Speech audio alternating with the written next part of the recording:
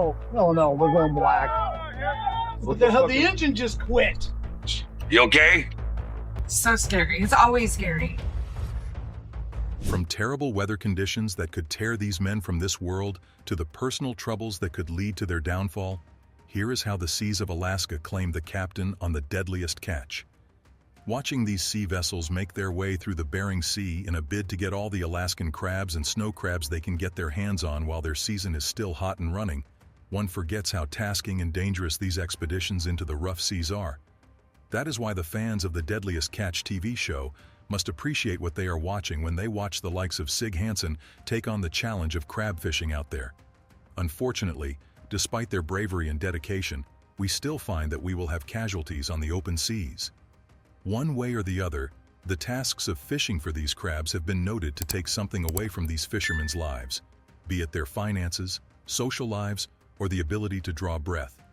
Just take a look at the terrible accident that occurred on the show in recent times.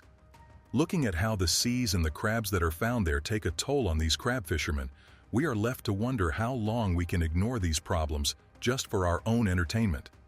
Let's take a look at how these men go out to search for these crabs and how much exactly it costs them all. Yeah! Look at all that fish. They're still fish in the pot. There's no room in the toads. There's no room in the pot. The deck's full of fish. The race for precious crabs.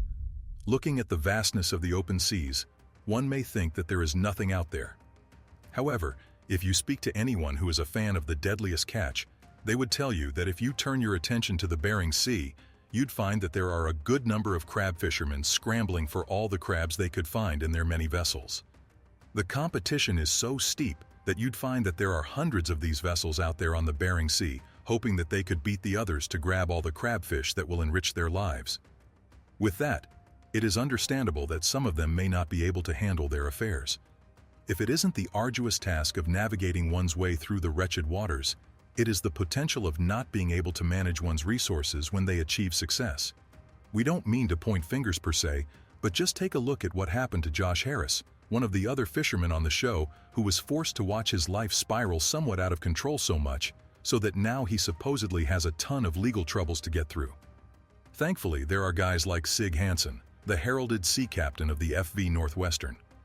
Throughout his time on the show, he has shown us how to manage the fame and fortune that comes out of achieving success out there in the open sea. Be that as it may, we must state that things are not so easy to assess due to how complicated everything is in these fishermen's worlds. But they can't freak out, they can't panic and do something dumb and get somebody hurt right now. The life of a fisherman. It isn't easy to handle the tough life of finding a living in the open seas. Perhaps that is why Sig Hansen may be grateful for his background. You see, Sig is the son of Sverre Hansen. Although Sig was born in the U.S., his father originated from Karmøy, Norway. After making his way to the U.S. in 1958, he started fishing for those precious opilio crabs that his son is still fishing for till this very day. This job must have felt like a blessing to them at the time because it allowed them to fish all year, thereby making a new sort of income for themselves and other fishermen in the area. As they did all they could to make this business as profitable as possible, they were rewarded with a good improvement to their income, especially during what is considered to be the most challenging of all seasons, the opilio season. With time, the Deadliest Catch decided to maximize their potential by focusing on several crab seasons, such seasons being the regular king crab season, the not-so-frequented Byardy crab season, and then the previously mentioned opilio crab season. As difficult as this may be for the fishermen, we must extend our recognition to the camera crew who tag along with these fishermen for half of the year out there. It's crazy, especially as these people somehow manage to share the space with these fishermen for many months out in the middle of nowhere in the open seas. At least they are always on hand to watch these fishermen, so much so that they are even able to pick up some of the not-so-obvious peculiarities of their job. For example, not many may have known that these crab fishermen do not experience some of the limitations felt by other fishermen in the fishing industry. For example, other fishermen have limitations on how many fish they can catch. Although it may be for environmental reasons, such fishermen cannot ignore the fact that this means that there are also limitations on how much they can make during their season. On Deadliest Catch, though, these guys do not have to worry about such limitations. primarily because the show is focused on just filming the show. With such goals in mind, the fish they catch seems to be something of a bonus. This even allows them to sell their catch for cheaper prices, although this is surely to the ire of other fishermen that do not have the luxury of the show to supplement their income. The challenges of the open seas. Although they may all be focused on getting that money, these crab fishermen also have to be wary of the moon while they are out there, especially as it has a great effect on the ocean tides. For example, these fishermen have noted how much stronger the gravitational pull of the moon gets when it is experiencing an event known as the supermoon. Many fishermen have commented about how devastating the waves and the tides get during said supermoon, with Jake Anderson commenting on how rough the sea was during a supermoon back in 2018. Sure, they eventually survived the rough tides that smashed against their vessel that night, but they will never forget how devastating such an event can be. In the end, it is a huge lesson as to how unpredictable the open seas are. As if such events aren't bad enough, the crab fishermen now know that they also have to be wary about the effects that the changing climate is having on the seas. Indeed, it is fair to say that this is a whole different challenge for them, because as the waters get warmer, the crab fishermen have come to realize that these crabs scurry off into deeper, colder waters. As a result, these fishing boats may be forced to follow these crabs into parts of the seas that may be too dangerous for comfort, considering the increased risk of accidents. Is the show real or fake? As daunting as the challenges of the open seas may be, we may find that the producers have decided that it may be best for us all not to focus on the bigger environmental issues. Instead, they may be more focused on the simmering sentiment that claims that the show may not be as real as the producers of the show may like us to believe. That is not the fault of the fans, though, especially as the show is known to sometimes reshoot scenes. Sure, the most dangerous scenes are captured live, but it's known that some other scenes may be reshot so that they could satisfy the director's vision, especially if he wants a perfect shot. Understandably, this has created a cause to know how real the show may be. As if that isn't bad enough, there are also claims that some of the drama that is witnessed on the show is planned beforehand. Although this is done to make the show a bit more engaging, it has had the effect of making the fans wonder how authentic the show really is. The unfair distribution of wealth involved in fishing on TV. As much as this may be a bother to some of the fans of the show, they'd find that some of the cast members of the show are not too worried about it. What they may have some concern for is the fact that they have to accept relatively low wages, despite the fact that they put in a lot of effort to make this show work. It must be especially daunting for them to accept this low pay, when it seems as though it is the outsiders that are getting the most of the rewards for their work. To be honest, this can make anyone sick in the stomach. Imagine being a resident crab fisherman in Alaska and the Aleutian Islands. You know the drill already. During the autumn season, they will head out there to grab all the king crab they can find. Sure, it is risky, but the rewards outweigh the means for those working with the deadliest catch. However, this is a stark contrast to the local fishermen who do not have the luxury of working on the show. They bring in a low amount of money for their work, despite going through the same difficulties as their counterparts on the show, if not more. Although you'd find that these crabs are sold all over the world, it has been reported that these local fishermen, some of which were on the show in recent seasons, only made about $7,000 each. Pretty alarming stuff, especially as it was reported by the Alaska Film Office that according to their records, workers from outside Alaska earned about $1.3 million altogether. This is a tough representation of the reality that these local fishermen face. Despite having to battle the unforgiving tides of the open seas as they take on these crabs, they may not even experience the pleasures of being enriched by their work. It's strange, especially as the government has shown that they are willing to back these sorts of projects by giving financial assistance to the show and others looking to get their hands on this fish.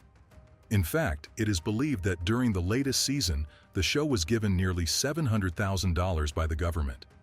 With this, they were able to pay for their transport and their accommodation during the duration of the show.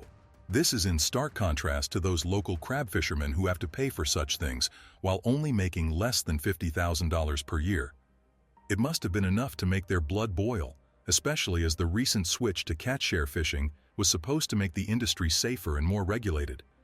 This is due to the fact that before the passing of this initiative, Many of these fishermen would rush out into the seas during the winter season so that they could get their hands on as many crabs as possible. With this new system in place, there are now limitations on the amount of crabs that can be caught by these fishermen. As a result, things are now safer for the men, especially as the competition is not so rampant. It has proven to be so efficient that since its passing, it's been reported that only one life has been lost out in the seas. With this in place, these fishermen will have to find a way to overcome the financial issues that have come into play. Sure, the show is great for them, but some of them are yet to reap the financial rewards of working with the show, especially for the local fishermen. It is not enough that the outsider gets to reap the rewards of their efforts. The locals must also get something back for all the work they do out there. Dangerous world for crab fishermen. One thing that the viewers of the Deadliest Catch will tell you for free is that crab fishing in Alaska is extremely dangerous. You do not need to take their word for it. Just take a look at the statistics. Based on said stats, we have learned that crab fishing has a death rate that is 80 times higher than that of an average job. It is so bad that it is believed that an average of one fisherman loses his or her life to the sea during the fishing season. Tragic stuff, and as such it must be a relief for many of these fishermen to learn that safety measures have been put in place to curb this startling death rate on the job. One of the most appealing safety measures that have been put into place in recent times is that these fishermen can now choose safer weather conditions for fishing. It is believed that this seemingly insignificant option is set to save countless lives going forward. Among other safety measures that have been put into place, the measures that help the fishermen manage their sleep deprivation, which had become a common issue, is also something that is much appreciated by the fishing community. Many of these men, including Lance Farr, a fishing veteran who comes from a crab fishing family that goes back 3 generations, have attributed these changes to the Catch Share program that we mentioned earlier on. Looking at the state of things now, the safety measures have sanitized the industry so much that some of these fishermen believe that whatever danger is shown on the Deadliest Catch is shown just for television dramatization. That said, although it seems as though the danger has been totally sanitized for the fishermen, there is every chance that there is still a good mix of danger and drama that may prove challenging to these fishermen when they make their way out there to the Bering Sea. As such, it may be in their best interest to remain as vigilant as ever when they make their way out there in search of these crabs, from the waves of the sea to our TV screens. As the show ran its course, many of the viewers were on the scene to learn that a good number of these fishermen had come to form a group known as the Alaska Bering Sea Crabbers. With these associations in place, the fishermen have the perfect group that is dedicated to representing the interests of these crab fisheries that are located across the Bering Sea. Again, this group is interested in advocating for the safety and sustainability of these fishermen and their work. As such, you will find that this group plays a key role in creating the safer working environment that these men are desperate for. With any luck, they will be able to make sure that these men continue to enjoy the safer working conditions that they had worked for many generations. One of the reasons that they may strive for a safer work environment is perhaps due to the need to bring this show to our TV screens. The cameramen probably have a story or two to tell about shooting this show due to how their equipment is frequently damaged or destroyed by the harsh conditions found in the Bering Sea. Despite said difficulties, somehow, the crew is able to shoot more than 30 hours worth of episodes for the viewers to enjoy back home. Following this, the camera crews and the editors work together to take the best shots that would create the compelling seafaring stories that we all enjoy. The villains of the show. Aside from braving the terrible conditions found in the Bering Sea so that they could tell us the compelling stories of these fishermen, viewers have also discovered that the tale is always made better by the villains of the show. Whether this is something that happened naturally, or if this was something that was designed by the producers of the show, we can say that not many of the fans care so long as they keep on going after those crabs. That said, we have to acknowledge that the show's directors seem to choose certain characters that would be perceived as the villains of the show. Sometimes they even go as far as shaping the characters to become villains so that it would add some spice to the show. Although this manipulation of the characters keeps the fans entertained while watching the show, we also have to acknowledge the fact that it does raise concerns as to how authentic the show is. Just look at characters such as Captain Keith Colburn. Initially considered to be one of the original villains of the show, he was soon replaced by Elliot Ness as the new antagonist of the show, so much so that he was considered to be public enemy number one of all things. Then there were people like the Hillstrand brothers who got into such a dispute with the Discovery Channel that they would abruptly leave the show. Although they were considered to be fan favorites at some point in time, things went awry somewhat when the brothers decided to make their own show called Hill Stranded.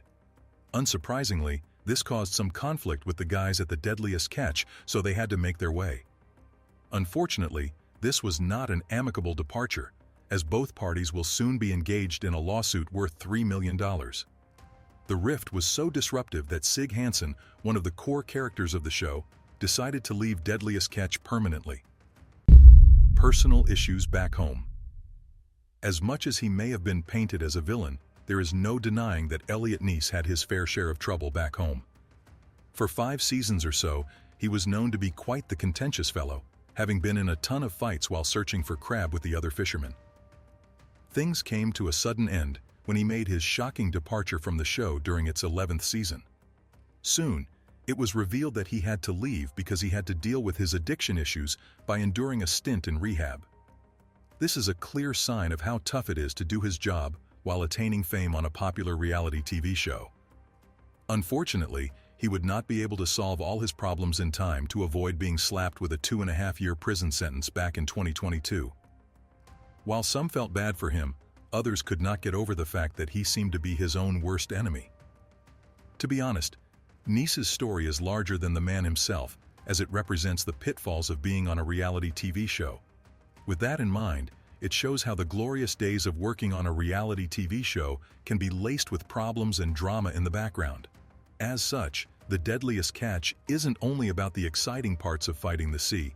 It was also about the hardships that these men face in the course of the show. For example, we have Joseph McMahon, who was eliminated right outside his own home one fateful night. All he wanted to do was check out the weird noise that was coming from outside his house. Even more alarming, the person who shot McMahon went on to self-delete himself. Another person that lost his life in the course of the show was Nick McGlashan.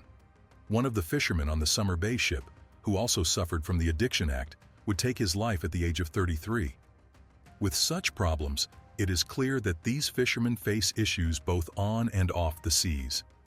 Hopefully, they will be able to hold on and keep pushing on so that they can make a living out of the seas. From terrible weather conditions that could tear these men from this world to the personal troubles that could lead to their downfall, here is how the seas of Alaska claimed the captain on the Deadliest Catch.